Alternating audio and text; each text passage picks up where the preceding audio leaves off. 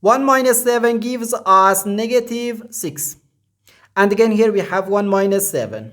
So we have negative 6 times negative 6, which gives us positive 36. But this answer is not correct, because according to the order of operations, which is PEMDAS, P stands for parentheses, E stands for exponent, M and D stands for multiplication and division, and A and S stands for addition and subtraction. First we have to do parentheses, then exponent, then multiplication or division, and finally addition or subtraction. Remember that multiplication and division have equal priority and we have to work from left to right.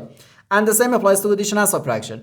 In this expression, we have one subtraction, one multiplication, and one parentheses. Inside this parentheses, we have one subtraction. Here we have a multiplication because in mathematics, when a number is placed next to parentheses, it means multiplication. And we usually don't write the multiplication sign for brevity.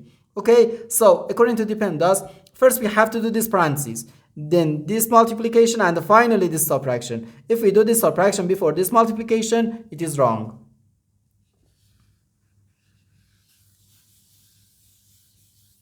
So first we have to do this parentheses. 1 minus 7 gives us negative 6. So we have 1 minus 7 times negative 6. Now we have one subtraction and one multiplication.